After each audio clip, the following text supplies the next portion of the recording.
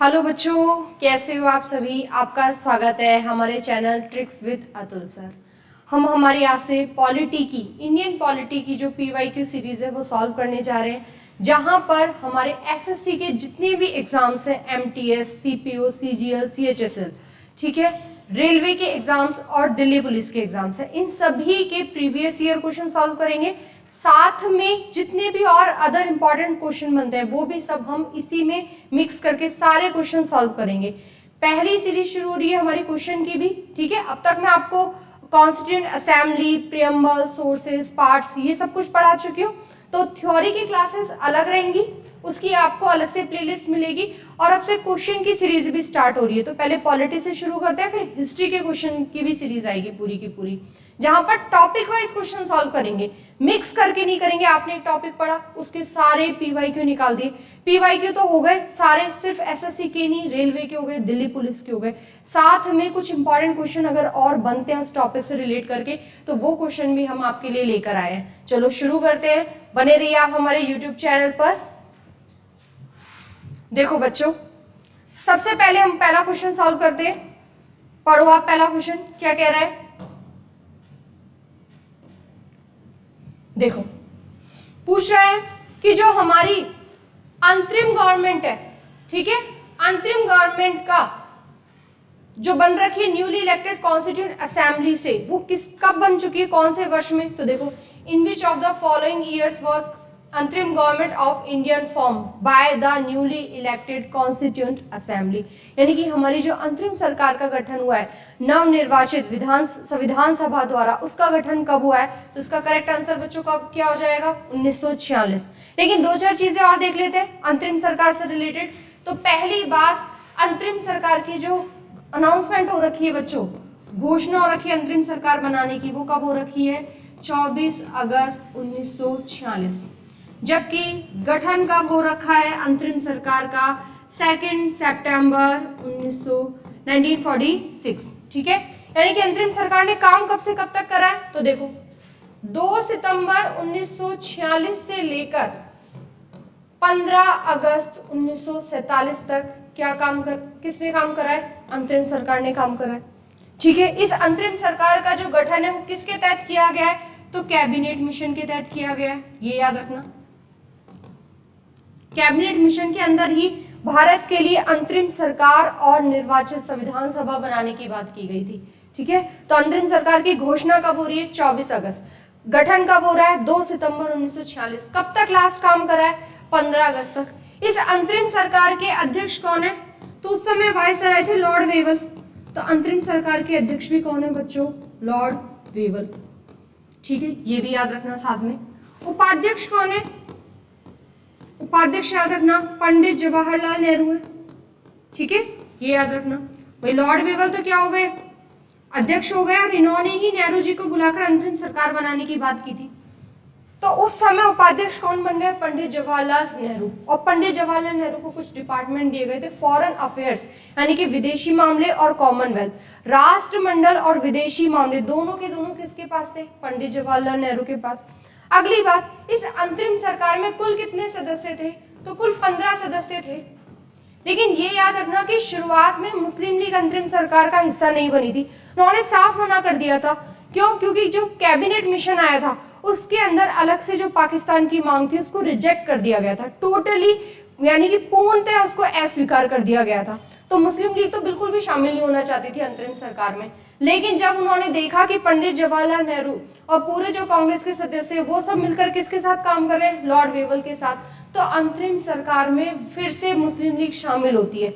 और अंतरिम सरकार का क्या होता है, पुनर्गठन भी होता है। तो पुनर्गठन की डेट और याद रखना कि अंतरिम सरकार का जो पुनर्गठन हो रखा है वो कब हो रखा है, तो देखो 26 अक्टूबर 1946, ठीक है। 26 अक्टूबर 1946 को मुस्लिम लीग अंतरिम सरकार में शामिल होती है, या फिर ये कह दो कि अंतरिम सरकार का पुनर्गठन कब किया गया, तो 26 अक्टूबर 1946 को।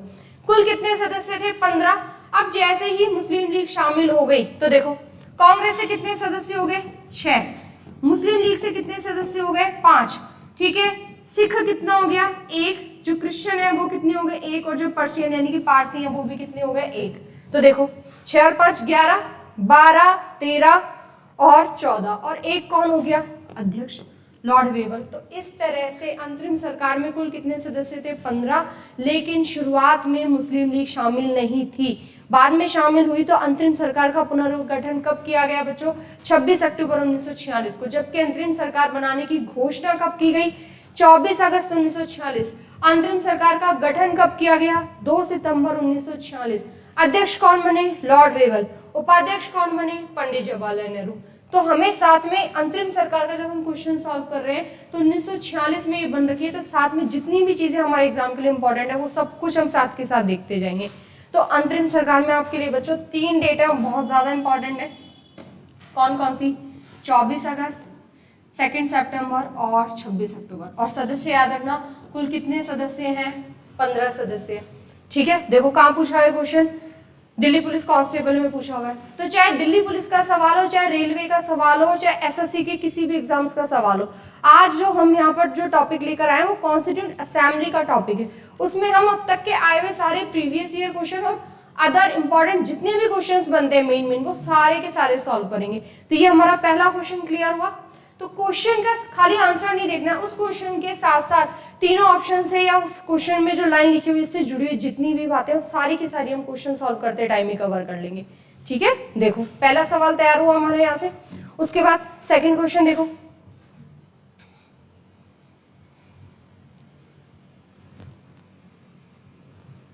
सेकंड क्वेश्चन क्या कह रहा है कि कांग्रेस का जो 1929 का अधिवेशन हो रखा है जिसमें कांग्रेस किसकी डिमांड कर रही है, पूर्ण स्वराज की डिमांड कर रही है। ठीक है, प्रस्ताव की जो घोषणा कर रही है वो कौन से अधिवेशन में कर रही है, तो इसका आंसर है लाहौर। लेकिन क्या क्या हुआ था इस अधिवेशन में, खास बात तो देखो दिसंबर 1929 की बात है ये। कौन सा अधिवेशन होता है कांग्रेस का, 44वां अधिवेशन होता है, नंबर याद रख लेना, 44वां अधिवेशन है। कहाँ हो रहा है बच्चों, लाहौर में हो रहा है। और एक नदी है इंपॉर्टेंट, रावी नदी किनारे हो रहा है, ये याद रखना। कौन सी नदी के किनारे हो रहा है, रावी नदी के किनारे। अध्यक्ष कौन बने हुए हैं इसमें, पंडित जवाहरलाल नेहरू। और इसी अधिवेशन के समय वो पहली बार पूर्ण स्वराज की मांग करते हैं कि हम क्या करेंगे, पूर्ण स्वराज दिवस मनाएंगे। किसकी मांग करते हैं, पूर्ण स्वराज दिवस की, पूर्ण स्वराज की मांग करते हैं। और पूर्ण स्वराज दिवस को मनाने की बात भी करते हैं कब, 26 जनवरी 1930। तो हमारा पहला पूर्ण स्वराज दिवस कब मनाया गया है बच्चों, 26 जनवरी 1930 को। तो देखो क्या क्या खास बात है, दिसंबर 1929 में कांग्रेस का 44वां अधिवेशन होता है, कहां पर, लाहौर। कौन सी नदी के किनारे, रावी नदी। कौन है अध्यक्ष, पंडित जवाहरलाल नेहरू। और यहां से इसी अधिवेशन में फुल इंडिपेंडेंस, पूर्ण स्वराज की मांग की जाती है। और पहली बार पूर्ण स्वराज दिवस भी मनाया जाता है कब, 26 जनवरी 1930 को। और क्या खास बात हुई इस अधिवेशन में, तो एक और डेट इंपॉर्टेंट है यहाँ पर कि पहली बार राष्ट्रध्वज कब फहरा रहे हो, तो याद रखना 31 दिसंबर 1929। भाई दिसंबर में अधिवेशन होता है उनका, तो अधिवेशन ऐसा तो नहीं होता कि एक ही दिन का होता है, कुछ टाइम पीरियड का होता है अधिवेशन। उसी टाइम पीरियड के बीच में एक डेट है 31 दिसंबर 1929 को अर्धरात्रि में, यानी कि आधी रात में। ठीक है, कहां पर, लाहौर, रावी नदी के तट पर क्या फहराया गया बच्चों, झंडा, ये याद रखना। तो राष्ट्र ध्वज, ठीक है, राष्ट्रीय ध्वज या झंडा फहराने की बात कब हो चुकी है, 31 दिसंबर 1929 को। पंडित जवाहरलाल नेहरू ने आधी रात को हमारा जो ध्वज है उसे फहराया गया और ये कहा गया कि हम 26 जनवरी 1930 को क्या मनाएंगे, पूर्ण स्वराज दिवस। तो हमारा पहला जो पूर्ण स्वराज दिवस है वो कब मनाया गया, 26 जनवरी 1930 को। तो ये सारी बात कौन से अधिवेशन में हुई, लाहौर अधिवेशन। कौन से नंबर का है, 44वें नंबर का है। कौन सी नदी के किनारे हो रहा है, रावी नदी। अध्यक्ष कौन बने हुए हैं, उस समय जो युवा नेता के रूप में एक नया नाम था वो किसका था, पंडित जवाहरलाल नेहरू का। ठीक है, भारतीय संविधान को हाथों से लिखने वाले कौन है, तो ये याद रखो। देखो, who was the person who wrote the Indian constitution by hand, यानी कि यहाँ से हमें ये पता चलता है कि हमारा जो संविधान है वो पूरी तरह से हाथों से लिखा हुआ है, कोई फोटोकॉपी नहीं है। और उसको भी लिखने वाले दो व्यक्ति हैं, एक तो इटैलिक शैली में यानी कि अंग्रेजी संस्करण में लिखने वाले कौन है बच्चों, प्रेम बिहारी नारायण रायजादा का नाम याद रखना। इन्होंने पूरा का पूरा संविधान खुद के हाथों से लिखा है और लिखने का कोई भी चार्ज नहीं लिया, यानी कि एक भी पैसा नहीं लिया है। साथ में याद रखना इन्होंने तो कौन सी शैली में लिखा है, इटैलिक शैली में लिखा है, ठीक है। लेकिन अगर बात आए हिंदी की, यानी कि ये तो इंग्लिश वाला हो गया, लेकिन अगर बात आए हिंदी की, हिंदी संस्करण को लिखने वाले कौन है, तो नाम याद रखना बसंत कृष्ण वैद्य का, ठीक है, ये नाम भी याद रखना साथ में। बसंत कृष्ण जो वैद्य है, इन्होंने कौन किस में लिखा है, हिंदी में, जबकि जो मेन काम किया है वो किसने किया है, प्रेम बिहारी नारायण रायजादा ने, और बिल्कुल फ्री ऑफ कॉस्ट लिखा है, कोई भी पैसा नहीं लिया इन्होंने लिखने का, ठीक है। देखो उसके बाद नेक्स्ट क्वेश्चन हमारा, भारत के राष्ट्रीय प्रतीक पर जो सत्यमेव जयते है वो कौन से उपनिषद से लिया गया है, ठीक है। तो देखो कहां से लिया गया है, ये मुंडोपनिषद से लिया गया है, ये याद रखना। किसका उपनिषद है ये, देखो वेदों का जो अंतिम सार है वो किसमें लिखा गया है, उपनिषद में, और उपनिषदों की संख्या कितनी है, 108। उसी में से एक उपनिषद कौन सा है, मुंडोपनिषद, जहां से क्या लिया गया है, सत्यमेव जयते, ठीक है। ये किसका भाग है ये उपनिषद, तो ये अथर्ववेद का भाग है, ये याद रखना। कौन से वेद में आता है ये, अथर्ववेद में, और बच्चों अथर्ववेद को ब्रह्म वेद भी कहते हैं, ये भी याद रखना।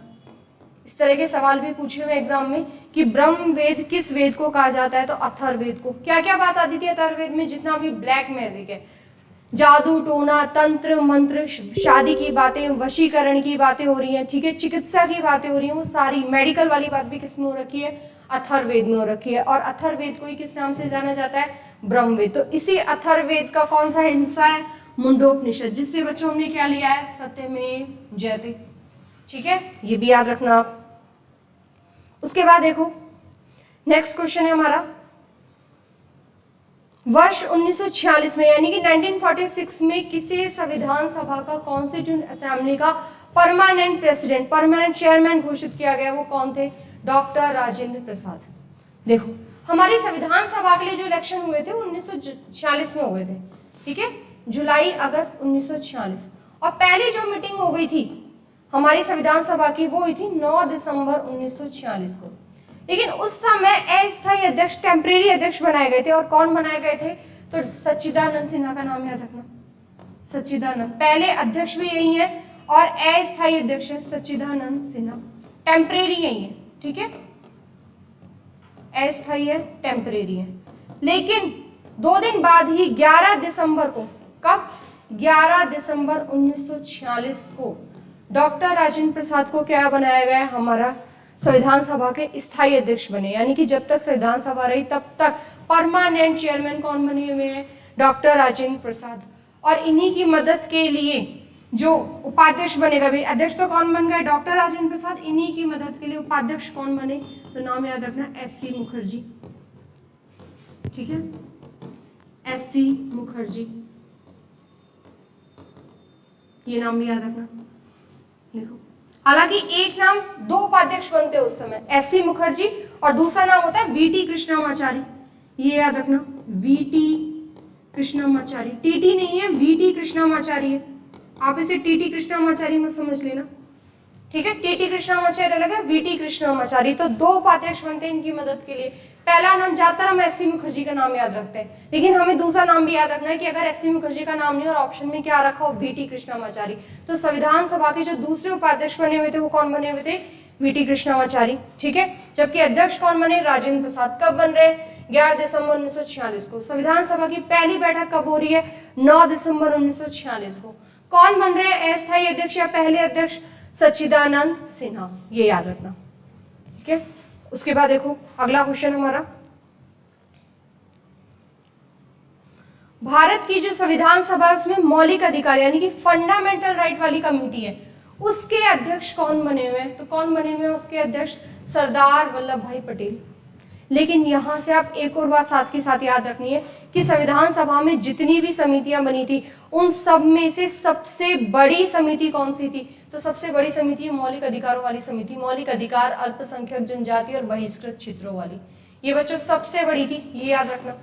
अब सबसे बड़ी थी तो कुछ मेंबर भी होंगे, तो इसके मेंबर भी पूछ सकता है पेपर में कि इसमें कितने सदस्य थे या सबसे बड़ी समिति कौन सी थी, तो सबसे बड़ी समिति मौलिक अधिकारों वाली समिति थी। और कितने सदस्य थे इसमें, 54 सदस्य थे, 54 मेंबर्स थे, याद रखना। बाकी किसी में 10 सदस्य, किसी में 15, किसी में 24, इस तरह के सदस्य हुआ करते थे। तो संविधान सभा में जितनी भी समितियां, जितनी भी कमेटी बनी, उनमें से सबसे बड़ी कौन सी थी?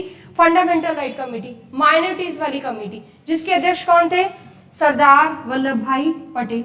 इस मौलिक अधिकारों की एक उप समिति और बनी हुई थी, sub committee, fundamental right sub committee, और उप समिति यानी कि सब कमेटी के अध्यक्ष कौन बने हुए थे? जेबी कृपलानी। ये याद रखना एक और नाम कि मौलिक अधिकारों की जो सब कमेटी थी, उप समिति थी, उसके अध्यक्ष कौन थे? जेबी कृपलानी। जबकि मेन हेड कौन हुआ करते थे? सरदार वल्लभ भाई पटेल। और सारी समितियों में से सबसे बड़ी समिति कौन थी? यही वाली थी। और कितने सदस्य थे? तो कितने सदस्य थे? 54 सदस्य थे। नंबर भी याद रखना, ठीक है। उसके बाद देखो आगे, भारत का जो संविधान दिवस है वो कब मनाया जाता है? तो देखो 26 नवंबर को। 26 नवंबर को हम हर साल संविधान दिवस यानी कि कॉन्स्टिट्यूशन डे है वो सेलिब्रेट करते हैं। लेकिन क्या हम ये शुरू से सेलिब्रेट कर रहे हैं? भाई 26 नवंबर को ही क्यों करते हैं? क्योंकि 26 नवंबर 1949 को हमारा संविधान क्या हो गया था? पारित हो गया था, पास हो गया था। पारित तो हुआ ही था, पास तो हुआ था, यानी कि साथ में बनकर भी तैयार हो गया था पूरा का पूरा। लेकिन लागू कब से हुआ था पूरी तरह से? क्योंकि इस दिन तो मात्र 15 आर्टिकल, 15 ही अनुच्छेद लागू हुए थे, ठीक है। पूरी तरह से कब लागू हुआ था? पूर्णतः 26 जनवरी। पूर्णतः लागू, कंप्लीटली इन फोर्स कब हो रखा है? 26 जनवरी 1950 को। तो 26 नवंबर को हमारा कॉन्स्टिट्यूशन बनकर पूरा तैयार हो रखा था, इसलिए 26 नवंबर को हम क्या मना रहे हैं? Constitution day. लेकिन एक और चीज याद रखनी है कि 26 नवंबर को संविधान दिवस हमने मनाना कब से शुरू करा है बच्चों? 2015 से। और 2015 से ही क्यों किया? 2014 से, 2010 से, 2017 से क्यों नहीं किया? तो याद रखना, फादर ऑफ इंडियन कॉन्स्टिट्यूशन किसे कहा जाता है? डॉक्टर भीमराव अम्बेडकर। भाई हमारे संविधान के पिता या जनक कौन कहलाते हैं? डॉक्टर भीमराव अम्बेडकर। उनका जो जन्म है, अम्बेडकर का जी का जो जन्म है वो कब हो रखा है? 1891 में, 1891। और 2015 में उनकी 125वीं बर्थ एनिवर्सरी पूरी हो रही है, 125th वाली।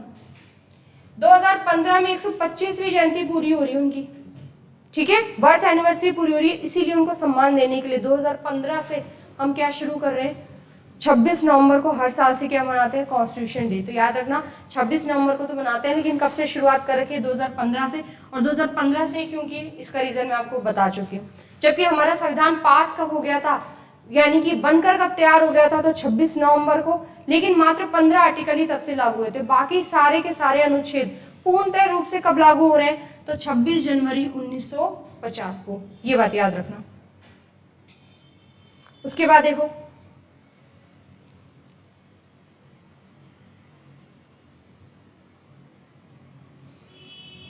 निम्नलिखित में से कौन से व्यक्ति ने स्वतंत्र भारत के प्रथम गृह मंत्री के रूप में, यानी कि होम मिनिस्टर के रूप में काम किया है? तो किसने किया है? सरदार वल्लभ भाई पटेल ने। ये याद रखना, ठीक है। तो गृह मंत्री पहले कौन बने? सरदार वल्लभ भाई पटेल। जबकि एक और नाम याद रखना, अगर पूछा जाए कि स्वतंत्र भारत के पहले लॉ मिनिस्टर यानी कि पहले कानून मंत्री कौन बने हुए हैं? तो डॉक्टर भीमराव अम्बेडकर है। अम्बेडकर जी का नाम याद रखना, भीमराव अम्बेडकर, ठीक है। ये भी याद रखना कि स्वतंत्र भारत के पहले कानून मंत्री, लॉ मिनिस्टर कौन बने हुए? भीमराव अम्बेडकर। जबकि पहले गृह मंत्री कौन बने हुए हैं? तो सरदार वल्लभ भाई पटेल। उसके बाद देखो अगला क्वेश्चन,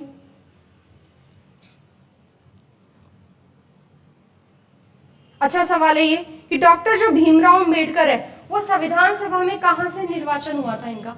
तो सुनो, संविधान सभा का जो निर्वाचन है बच्चों वो कब हो चुका है? 1946 में ही हो चुका है। तब तक देश के टुकड़े नहीं हुए। देश के टुकड़े कब हुए? 1947 में जाकर।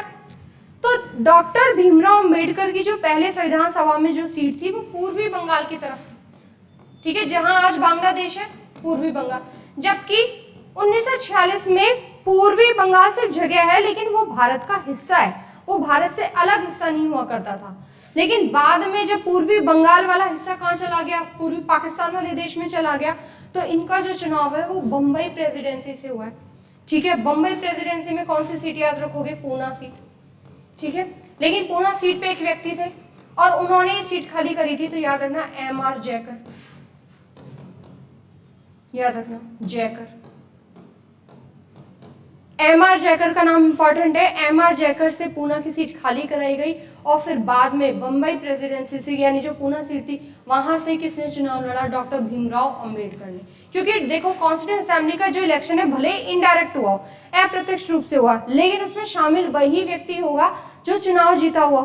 ठीक है, तो इनकी जो पहले सीट थी वो पूर्वी बंगाल वाले हिस्से में हुआ करती थी और आफ्टर पार्टीशन वो सीट जा चुकी थी, तो इन्होंने बाद में पूना सीट से चुनाव लड़ा था। पूना सीट उस समय कौन सी प्रेसिडेंसी के अंदर आती थी?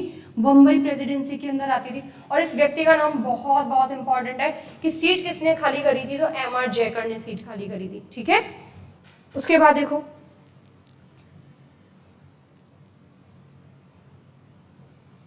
अब समितियां हैं। संविधान निर्मात्री परिषद की झंडा समिति यानी कि फ्लैग कमेटी के जो चेयरमैन है वो कौन है? तो डॉक्टर राजेंद्र प्रसाद का नाम याद रखना। ठीक है, झंडा समिति यानी राष्ट्रीय ध्वज तदर्थ समिति के अध्यक्ष भी कौन है? झंडा समिति के अध्यक्ष यानी फ्लैग कमेटी के डॉक्टर राजेंद्र प्रसाद। जबकि बी.आर. अम्बेडकर कौन सी समिति के थे बताओ? ड्राफ्टिंग कमेटी के थे। ठीक है, ड्राफ्टिंग कमेटी बोल दो, इसे मसौदा समिति बोल दो, चाहे इसे पांडुलेखन समिति बोल दो, पांडुलेखन समिति, चाहे इसे प्रारूप समिति बोल दो। बहुत सारे नाम है इसके, तो याद रखना क्या क्या नाम है इसके। ड्राफ्टिंग कमेटी बोल दो, मसौदा समिति बोल दो, चाहे इसे पांडुलेखन समिति बोल दो, चाहे ड्राफ्टिंग प्रारूप समिति बोल दो। इन सबके अध्यक्ष कौन है? डॉक्टर भीमराव अंबेडकर। जबकि फ्लैग कमेटी झंडा समिति के अध्यक्ष कौन है? डॉक्टर राजेंद्र प्रसाद। जी.बी. कृपलानी मैं आपको बता चुकी हूँ। मौलिक अधिकारों की जो सब कमेटी थी, फंडामेंटल राइट्स की सब कमेटी उप समिति थी, उसके अध्यक्ष कौन थे? जी.बी. कृपलानी। ठीक है, सी राजगोपालाचारी का नाम हमें कहाँ याद रखना है? तो हमारे जो अंतिम गवर्नर जनरल है वो सी राजगोपालाचारी थे, या फिर पहले भारतीय गवर्नर जनरल वो भी कौन है? सी राजगोपालाचारी। तो याद रखना पहले भारतीय गवर्नर जनरल, जी लिख सकते हैं गवर्नर जनरल को। ठीक है, पहले भारतीय गवर्नर जनरल कौन रह चुके हैं? सी राजगोपालाचारी। 1948 से लेकर 1950 तक काम करा इन्होंने यहाँ पर। उससे पहले कौन था? माउंटबेटन हुआ करता था। देखो भारतीय स्वतंत्रता अधिनियम 1947 जब आया उस समय वायसराय की जगह गवर्नर जनरल की टर्म यूज की गई कि अब से वायसराय का पद खत्म होता है और भारत में गवर्नर जनरल शुरू होते हैं। तो स्वतंत्र भारत के बाद पहली बार जो गवर्नर जनरल बन रहे हैं वो माउंटबेटन ही बन रहे हैं, क्योंकि अंतिम वायसराय भी कौन है? माउंटबेटन। और माउंटबेटन के बाद जो अगले व्यक्ति का नाम आ रहा है वो कौन है? सी राजगोपालाचारी। तो हम बोल सकते हैं अंतिम गवर्नर जनरल भी सी राजगोपालाचारी, जबकि पहले भारतीय गवर्नर जनरल भी कौन है? सी राजगोपालाचारी। तो बाकी तीन ऑप्शन भी हमें पता चल गए। किसका आंसर क्या हो सकता है? तो फ्लैग कमेटी के अध्यक्ष पूछे गए यहाँ से, तो कौन हो गए? डॉक्टर राजेंद्र प्रसाद। उसके बाद देखो अगला क्वेश्चन। देखो बच्चों जब भी हम कोई टॉपिक पढ़ देते हैं और उसके बाद जब हम क्वेश्चन सॉल्व करते हैं तो क्वेश्चन सॉल्व करने में ज्यादा मजा आता है हमें कि प्रीवियस ईयर क्वेश्चन, अच्छा इस तरह के क्वेश्चन भी बन सकते हैं, फिर उनके ऑप्शन से भी नया क्वेश्चन बन सकता है क्या? ऑप्शन से नहीं तो उस लाइन में, उस क्वेश्चन की जो लाइन लिखी हुई है उससे कोई नया सवाल बन सकता है। तो जब भी हम कोई क्वेश्चन सॉल्व करते हैं तो हमेशा हमें सिर्फ ये नहीं कि एक आंसर टिक करा और काम खत्म, उसके आसपास की जितनी भी बातें हैं वो सारी हमें साथ के साथ पढ़ देनी चाहिए। ठीक है, तो देखो अगला स्टेटमेंट है कि भारत का संविधान है वो बहुत लंबा है, बहुत कठोर है और बहुत आगे। ठीक है, यानी कठोर को बोलते हैं टू रिजिड। वैसे जो इंडियन कॉन्स्टिट्यूशन है वो फ्लेक्सिबल भी है और रिजिड भी है। ठीक है, अंशतः थोड़ा लचीला भी है और अंशतः थोड़ा कठोर भी है। लेकिन यहाँ पर एक व्यक्ति है जिन्होंने इंडियन कॉन्स्टिट्यूशन के लिए बात कही है, और वो कौन से व्यक्ति है? Ivor Jennings. इंपॉर्टेंट है ये। ठीक है, कि भारत का संविधान बहुत लंबा है, कठोर है और बहुत आगे है, तो ये बात किसने कही है? आइवर जेनिंग्स का नाम याद रखना। जब कॉन्स्टिट्यूशन असेंबली पढ़ते हैं तो हमें कुछ स्टेटमेंट याद रखने पड़ते हैं वहां पर कि भारत के संविधान के बारे में किस किसने कहा है, तो उन्हीं में से एक प्रमुख व्यक्ति कौन है? Ivor Jennings. तो इनका नाम याद रखना। इनका स्टेटमेंट बहुत ज्यादा पेपर में रिपीट होता है, पूछा जाता है। उसके बाद बिल्कुल इजी क्वेश्चन है, भारत का जो सर्वोच्च कानून है वो किसे माना जाता है? तो भारतीय संविधान को माना जाता है। ठीक है भाई, डॉक्टर भीमराव अम्बेडकर तो क्या है? भारतीय संविधान के जनक है। तो अम्बेडकर की शिक्षाएं सर्वोच्च कानून नहीं है। हमारे देश में सर्वोपरि कौन है? सुपरमेसी किसकी है? कॉन्स्टिट्यूशन की। तो सुपरमेसी ऑफ कॉन्स्टिट्यूशन पे काम करता है हमारा जो भारत देश है, संविधान की सर्वोच्चता पर, यानी कि हमारे देश में कानून सर्वोपरि है। राष्ट्रपति, प्रधानमंत्री भी सब किसके दायरे में रहकर काम करते हैं? कानून के दायरे में रहकर काम करते हैं। ठीक है, तो याद रखना कि सर्वोच्च कानून किसे माना गया है? भारतीय संविधान को। उसके बाद देखो भारत का संविधान लागू कब हो रहा है, तो देखो भारत का संविधान कब लागू हो रहा है बच्चों, 26 जनवरी 1950 को। जबकि अभी थोड़ी देर पहले ही मैं आपको बता चुकी हूँ कि हमारा जो संविधान है वो बनकर कब तैयार हुआ था, 26 नवंबर 1949 को। हमारा जो संविधान है वो कॉन्स्टिट्यूंट असेंबली के द्वारा पास भी कब किया गया था, 26 नवंबर को। भाई कॉन्स्टिट्यूंट असेंबली ने इसे पास कर दिया था, पारित कर दिया था। कब किया था, 26 नवंबर को। उस समय कितने आर्टिकल बनकर तैयार हुए थे, 395। और इन 395 से भी बच्चों 15 जो आर्टिकल है वो इसी दिन से लागू हो गए थे। लेकिन फुल्ली जो इम्प्लीमेंट हुआ है, ठीक है, पूर्णतः जो लागू हुआ है, पूर्णतः प्रभावी हुआ है, वो कब से हुआ है, 26 जनवरी 1950 से। तो संविधान कब लागू हो रहा है हमारा, 26 जनवरी 1950, ये याद रखना। उसके बाद देखो अगला क्वेश्चन, संविधान सभा ने राष्ट्रीय ध्वज कब अपनाया, तो देखो 22 जुलाई 1947, याद रखना। और ध्वज समिति के अध्यक्ष, झंडा समिति के अध्यक्ष कौन है, डॉक्टर राजेंद्र प्रसाद। जबकि कांग्रेस का जो लाहौर अधिवेशन है, उसी अधिवेशन में 31 दिसंबर 1929 को पंडित जवाहरलाल नेहरू ने क्या कर दिया था, रावी नदी के किनारे लाहौर में झंडा फहरा दिया था। तो ये भी याद रखना, ठीक है।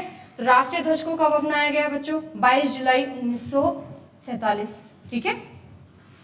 उसके बाद देखो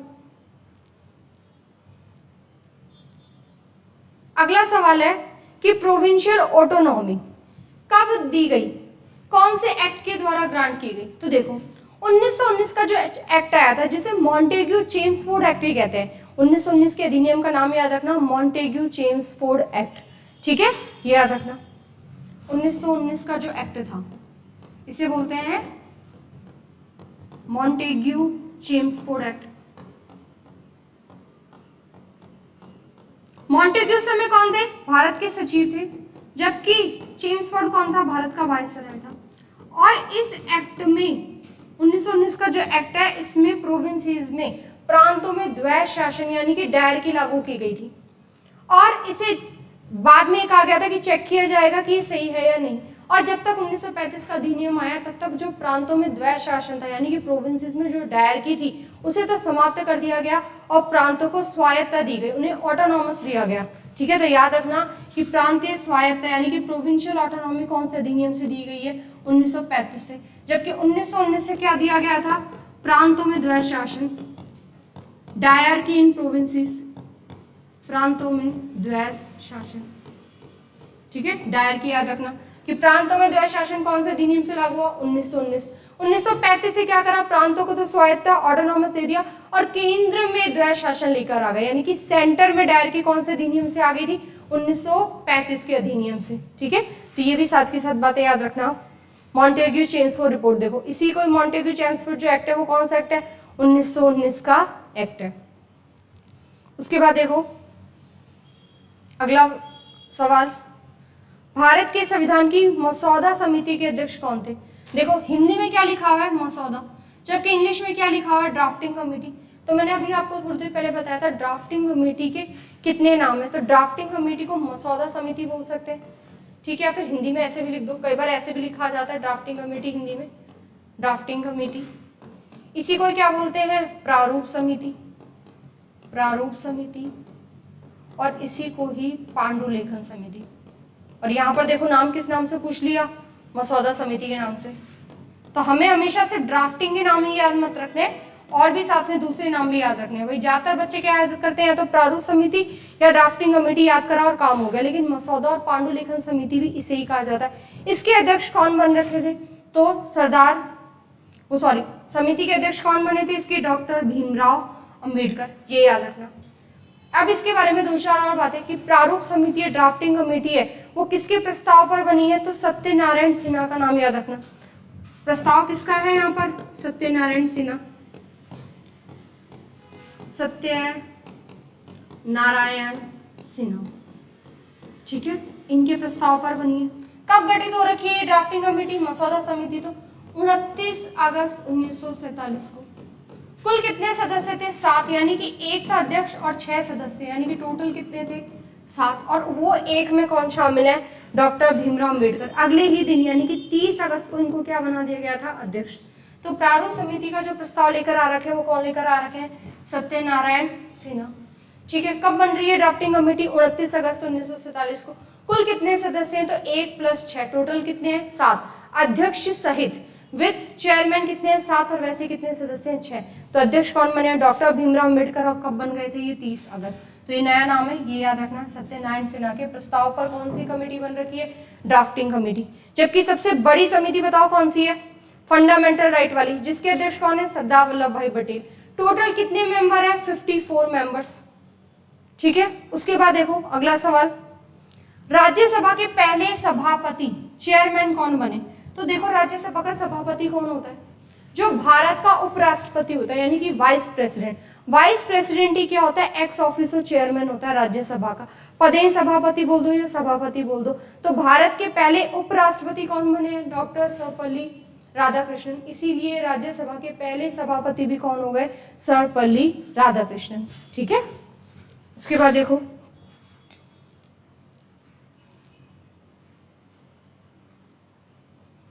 संविधान सभा का जो गठन है वो किसके तहत हुआ है? तो बच्चों कैबिनेट मिशन के तहत हुआ है। देखो अंतरिम सरकार के गठन की बात और संविधान सभा के गठन की बात, दोनों बातें कैबिनेट मिशन में की गई है, ना कि कैबिनेट मिनिस्ट्री प्लान में की गई है। कब आ रहा है कैबिनेट मिशन भारत? 24 मार्च 1946 को आ रहा है, ये याद रखना। कब आ रहा है? 24 मार्च 1946 को। कितने सदस्य आ रहे हैं इसमें? 3, और तीनों के तीनों ब्रिटेन की पार्लियामेंट में क्या हुआ करते थे उस समय? कैबिनेट मिनिस्टर हुआ करते थे। तो कौन कौन है वो 3? ये नाम देखो, तीन कौन है? तो पहला नाम पैथिक लॉरेंस। पैथिक लॉरेंस इस कैबिनेट मिशन के अध्यक्ष भी थे, ये भी याद रखना, लॉर्ड पैथिक लॉरेंस। ये साथ में क्या थे? अध्यक्ष भी थे, चेयरमैन भी थे इसके अध्यक्ष। और कौन थे? स्टेफोर्ड क्रिप्स का नाम याद रखना, तीनों में स्टेफोर्ड क्रिप्स। और तीसरे कौन से हैं बच्चों? एवी अलेक्जेंडर।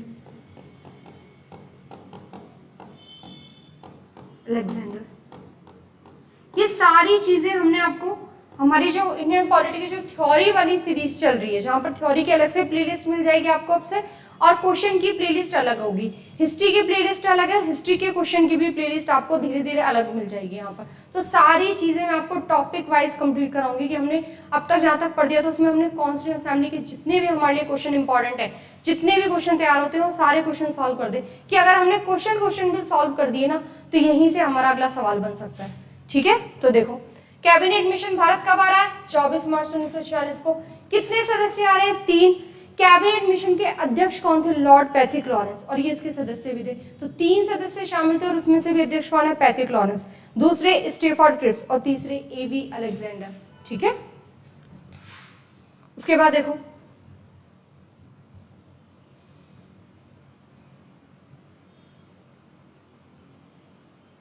(1946) में संविधान सभा का जो गठन है वो बनाई गई योजना के तहत किया गया।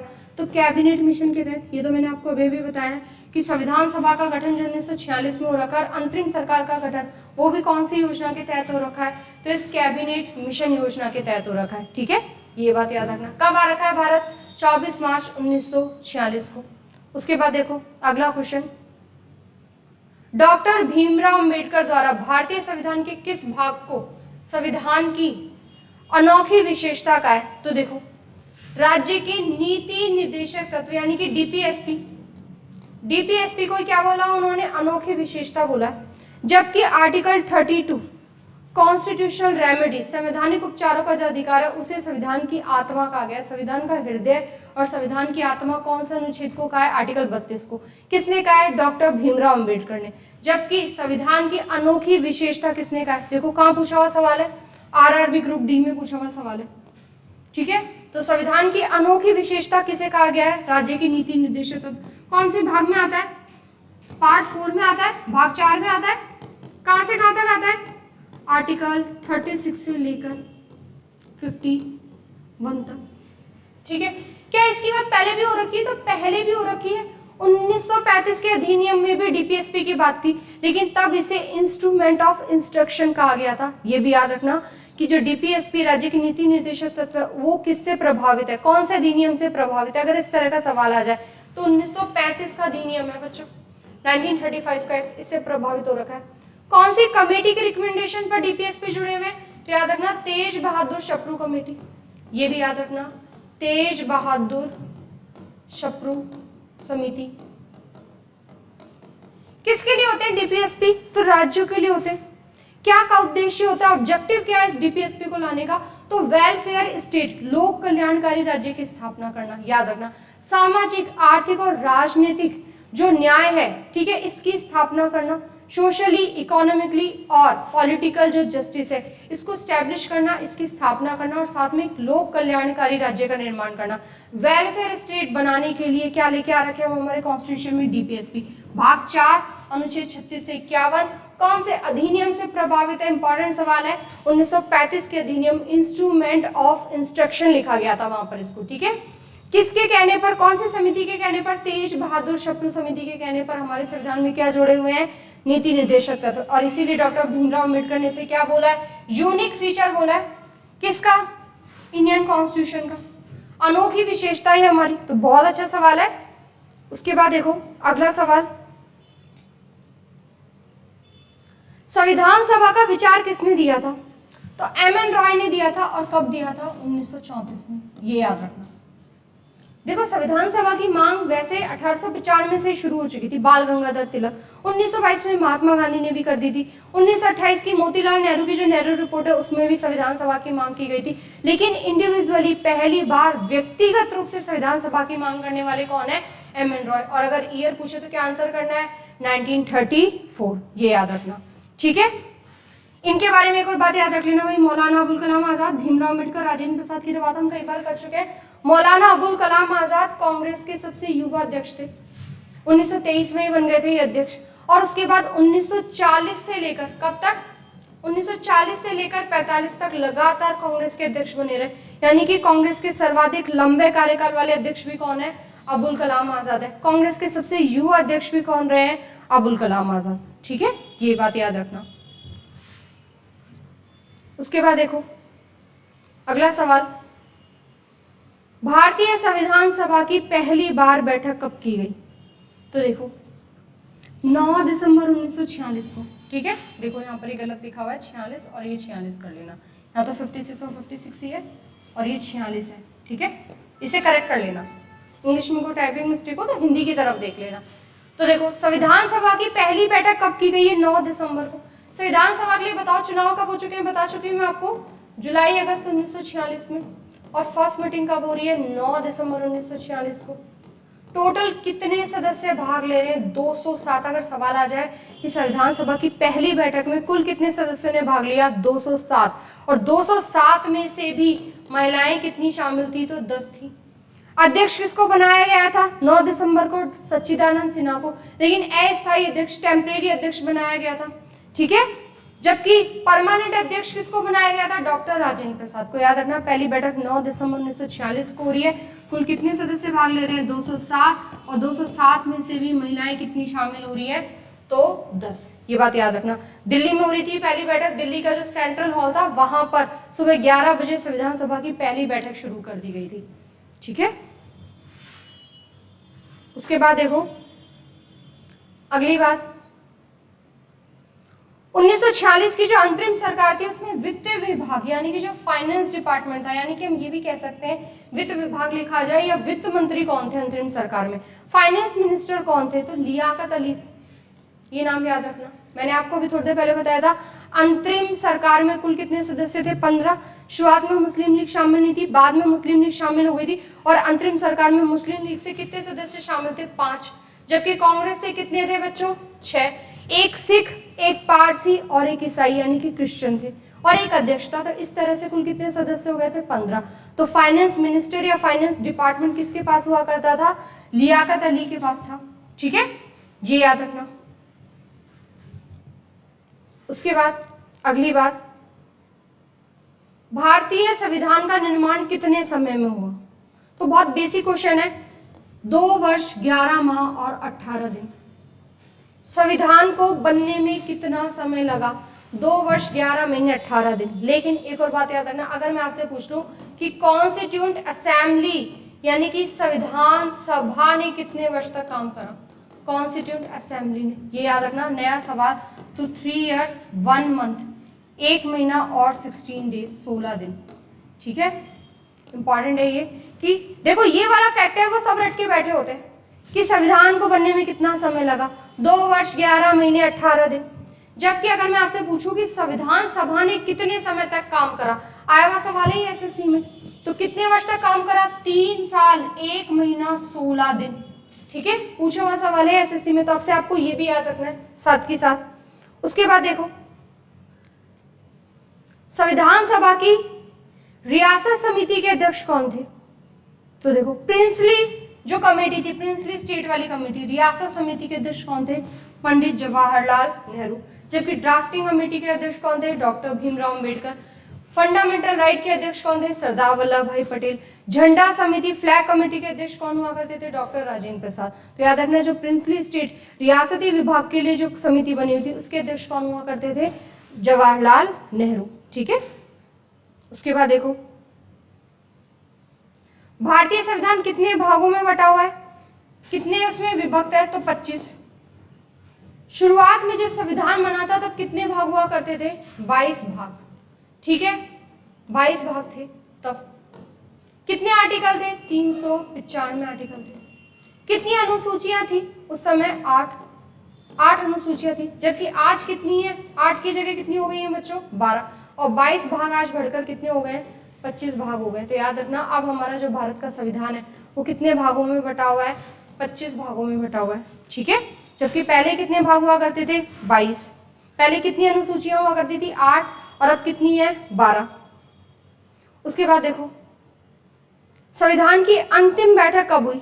देखो अब तक हमने पहली बैठक के बारे में पढ़ दिया, 9 दिसंबर 1946 को हो रही है। तो संविधान की अंतिम बैठक यानी कि जब 284 मेंबर्स ने साइन कर दिया पूरे संविधान पर, तो वो डेट कब है, 24 जनवरी 1950। वही लागू तो कब से हो रहा है, 26 जनवरी को। अब याद रखना 26 नवंबर को संविधान बनकर तैयार हुआ है। संविधान सभा की अंतिम बैठक नहीं है, लेकिन ये 284 मेंबर्स ने साइन कर दिया था। 284 मेंबर्स ने। हमारा नेशनल एंथम और नेशनल सॉन्ग यानी कि वंदे मातरम और जन गण मन, इन दोनों को भी कब अपनाया गया है, 24 जनवरी 1950 को।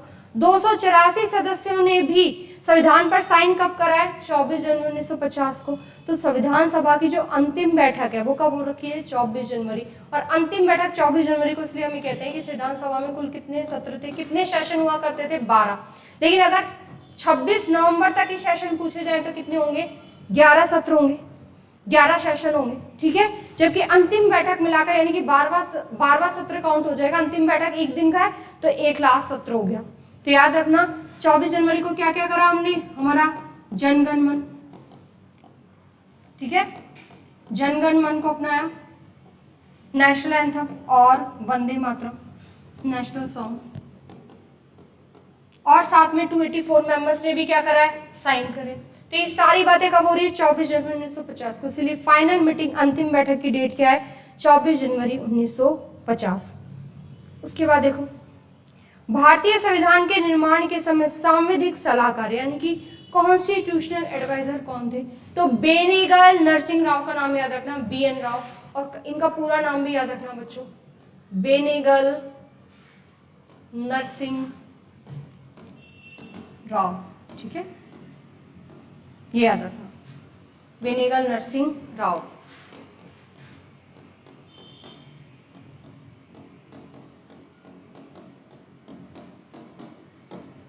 BN राव, कई बार BN राव भी आ सकता है लिखा और बेनेगल नरसिंह राव। तो संवैधानिक सलाहकार देने का काम किसने किया है, BN राव ने।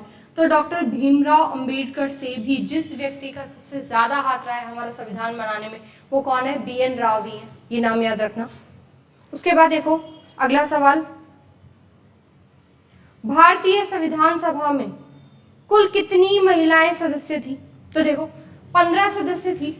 जबकि मैंने आपको बताया था जो पहली बैठक हुई थी 9 दिसंबर, उसमें 207 सदस्यों ने भाग लिया था और 207 में से भी महिलाएं कितनी थी, पहली बैठक में 10 थी। अगर पूछा जाए कुल कितनी महिलाएं शामिल थी, तो कुल कितनी थी बच्चों, 15 महिलाएं थी, ये याद रखना। ठीक है, 15 महिलाएं शामिल है। उसके बाद देखो संविधान में पांडुलेखन समिति के कौन सदस्य नहीं थे, तो कुल कितने सदस्य, पांडुलेखन समिति यानी कि किसकी बात कर रहा है वो, यहां से मसौदा समिति यानी कि ड्राफ्टिंग कमेटी की बात कर रहा है, उसमें मोहम्मद सादुल्लाह उसके सदस्य थे। ये कह रहा है सदस्य नहीं था, तो ये तो सदस्य थे।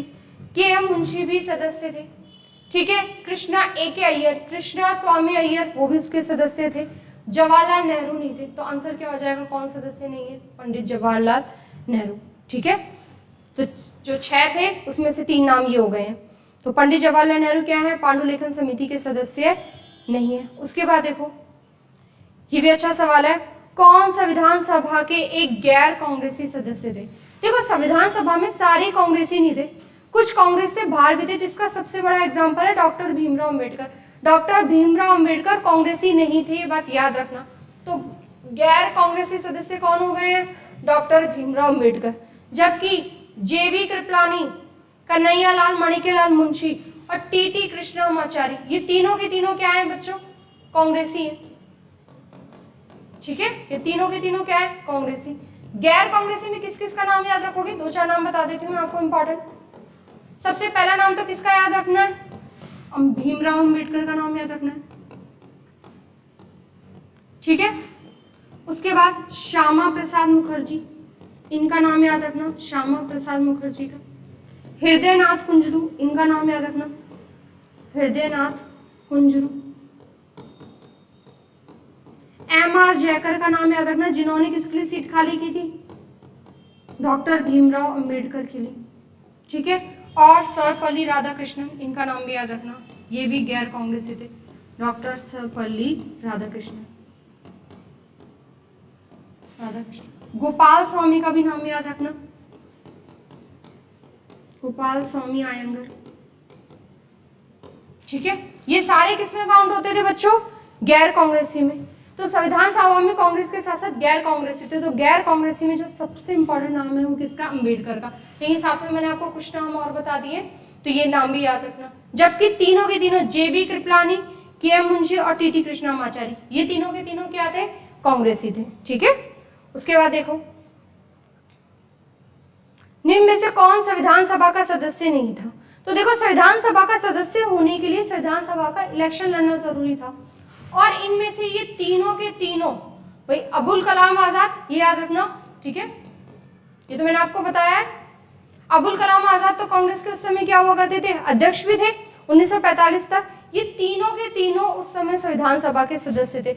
मोहम्मद अली जिन्ना, तो जिन्ना के साथ साथ बच्चों एक और नाम याद रखना, महात्मा गांधी। ये दोनों ही संविधान सभा के सदस्य नहीं थे, जबकि इनका नाम देखकर हमें ऐसा लगेगा कि शायद इनके बिना तो संविधान सभा कैसे होगी। तो महात्मा गांधी यहाँ पर जो सक्रिय राजनीति थी उससे अलग हो गए थे। वो हिस्सा तो थे लेकिन वो संविधान सभा का हिस्सा नहीं थे। तो याद रखना संविधान सभा के सदस्य कौन कौन नहीं है, जिन्ना और महात्मा गांधी, दोनों का नाम याद रखना। तो यहाँ पर ऑप्शन में हमें जिन्ना दे रखा है, तो करेक्ट आंसर क्या हो जाएगा, जिन्ना। उसके बाद देखो, भारत की संविधान सभा की पहली बैठक कब हो रही है, 9 दिसंबर 1946। इसमें सबसे अधिक संख्या में कौन से प्रांत के सदस्य उपस्थित थे। बहुत ही अच्छा सवाल पूछा हुआ है। देखो यहाँ से ना मैं आपको 2-3 चीजें बताती हूँ। संविधान सभा में देशी रियासतों से भी सदस्य हुआ करते थे और प्रांतों से। अगर सवाल आए कि संविधान सभा में सबसे ज्यादा कहाँ से सदस्य शामिल थे, तो संयुक्त प्रांत से थे, यूनियन प्रोविंसेस, जो आज का हमारा यूपी है, ठीक है।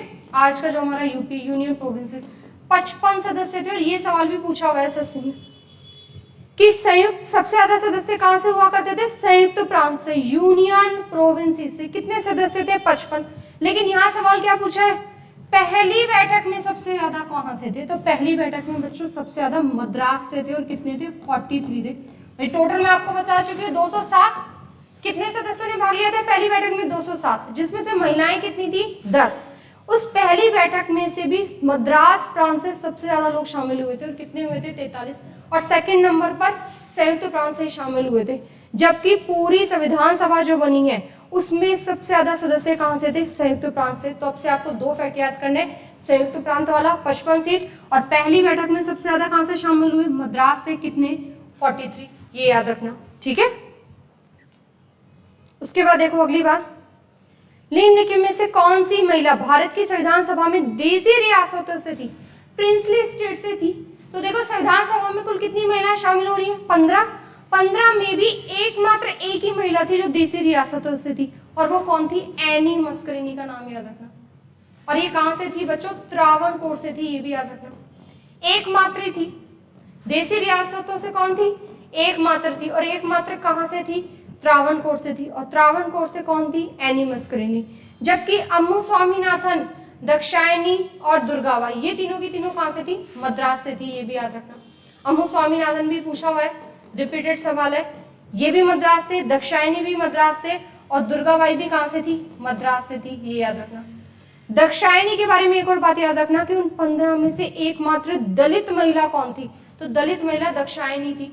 जैसे दे याद रख लेना। और ये मैंने आपको हमारी पॉलिटी की जो सीरीज है वहां पर ये सारी चीजें पढ़ा रखी हैं, ये सारे फैक्ट वहां लिखवा रखे हैं, ठीक है। तो एक बार अब हमारी जो सीरीज है थ्योरी वाली, उसको भी अगर आपको पढ़नी है डिटेल में चीजें तो आप वो वीडियो भी देख सकते हो। और यहाँ पर तो हम क्वेश्चन सॉल्व कर ही रहे। तो एकमात्र दलित महिला 15 में से कौन थी?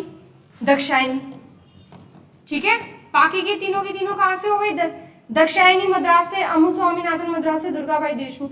एकमात्र थी जो देसी रियासतों से थी, कहां से? त्रावणकोर से, और वो कौन थी? एनी मस्करिनी। ऐसे ही एकमात्र मुस्लिम महिला थी बेगम एजाज रसूल, इनका नाम याद रखना, बेगम एजाज रसूल। ये कहां से थी? तो संयुक्त प्रांत से थी, यूनियन प्रोविंसेस, ठीक है, ये नाम याद रखना। और 10 में से भी जो सबसे ज्यादा महिलाएं थी वो संयुक्त प्रांत से ही थी, 5, ठीक है, ये भी याद रखना भाई। वैसे पूरे के पूरी जो संविधान सभा उसमें सारे सदस्य सबसे ज्यादा कहां से थे? संयुक्त प्रांत से, 55। महिलाएं कितनी थी? 15। उन 15 में से भी 5 महिलाएं यानी कि सबसे ज्यादा कहां से थी? संयुक्त प्रांत से ही थी। और एकमात्र मुस्लिम महिला भी कौन है? ठीक है, एकमात्र जो मुस्लिम महिला है वो भी कौन है? बेगम एजाज रसूल। एकमात्र दलित महिला कौन है? दाक्षायणी, कहां से थी? मद्रास से। अम्मू स्वामीनाथन कहां से? मद्रास से। दुर्गाबाई भी कहां से?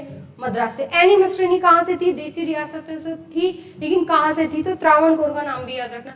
सबसे ज्यादा कहां से थी? 15 में से भी तो संयुक्त प्रांत से थी। और एकमात्र मुस्लिम महिला कौन है? बेगम एजाज रसूल, और ये भी कहां से थी? संयुक्त प्रांत से, ठीक है। उसके बाद देखो अगली बार, अगला सवाल मैच करना है हमको। यहाँ पर देखो पहले तो पूरा का पूरा सवाल ठीक से पढ़ो, क्या क्या चीजें हैं, क्या क्या पूछा हुआ है। संविधान सभा के स्पीकर पूछे गए हैं, संविधान सभा के उपाध्यक्ष, संविधान सभा के सेक्रेटरी, सचिव, और संविधान सभा के सलाहकार, ठीक है। तो सलाहकार में हमने किसका नाम याद किया था? BN राव, ठीक है। देखो बेनेगल नरसिंह राव लिखा गया, इसको तो मैच कर दो। डी किससे मैच हो जाएगा? पहले वाले से। संविधान सभा के स्पीकर कौन थे? गणेश वासुदेव मावलंकर, GV मावलंकर। संविधान सभा के उपाध्यक्ष कौन थे? तो देखो ज्यादातर बच्चे एक ही नाम याद रखते हैं, SC मुखर्जी, लेकिन अब की बार देखो SC मुखर्जी लिखा हुआ ही नहीं है। तो आंसर क्या करना है? उपाध्यक्ष सेकंड कौन थे बता चुकी हूं मैं आपको, VT कृष्णामाचारी, ठीक है। संविधान सभा के 2 उपाध्यक्ष बने थे भाई, स्थायी अध्यक्ष तो डॉक्टर राजेंद्र प्रसाद को बना दिया गया था। 2 उपाध्यक्ष में पहला नाम SC मुखर्जी का और दूसरे कौन से? VT कृष्णामाचारी। तो देखो क्वेश्चन में जो SC मुखर्जी उनका नाम लिखा हुआ ही नहीं है, तो VT कृष्णामाचारी। और संविधान सभा के सचिव कौन थे? अगर डायरेक्ट सचिव पूछ ले, सेक्रेटरी पूछ ले, तो किसका नाम याद रखोगे? इनका, HV आयंगर। तो देखो मैच कर दो, पहले का हमें किससे मैच करना है? तीसरे से। पहले का तीसरा इसमें और इसमें दिखाई दे रहा है, पहले और दूसरे में, तो ये दोनों तो वैसे ही कट हो गए। दूसरा देखो उपाध्यक्ष कौन है? VT कृष्णामाचारी, तो दूसरे बी का दूसरा इसी में है, तो ये वाला आंसर हो गया। सी का क्या हो जाएगा? संविधान सभा के सचिव HV आयंगर, चौथा ठीक है, और लास्ट वाला फर्स्ट ठीक है।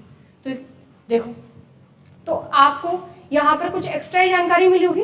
क्वेश्चन सॉल्व करने से ये होता है कि जितनी चीजें हमारी माइंड में क्लियर नहीं हो रही, भाई हमने पढ़ दिया हमें याद है, लेकिन क्वेश्चन सॉल्व करने से ये हो जाता है कि हमें कितना याद है और सवाल कैसे कैसे पूछे हुए, नए सवाल भी कैसे बने हुए, ठीक है। तो देखो अभी ये क्वेश्चन की जो सीरीज है खत्म नहीं हुई, अभी तो सिर्फ हमने 35 क्वेश्चन सॉल्व किए, सिर्फ और सिर्फ कॉन्स्टिट्यूएंट असेंबली के। अभी तो SSC के एग्जाम सवाल बचे हुए हैं, ठीक है। दिल्ली पुलिस के RRB के और भी जो इंपॉर्टेंट क्वेश्चन है वो बचे हुए। तो नेक्स्ट जो हमारी वीडियो होगी उसमें हम आगे इसी से क्वेश्चन सॉल्व करेंगे और कॉन्स्टिट्यूएंट असेंबली के जितने भी इंपॉर्टेंट क्वेश्चन बनते हैं वो सारे के सारे बच्चों हम सॉल्व करेंगे, ठीक है। Thank you.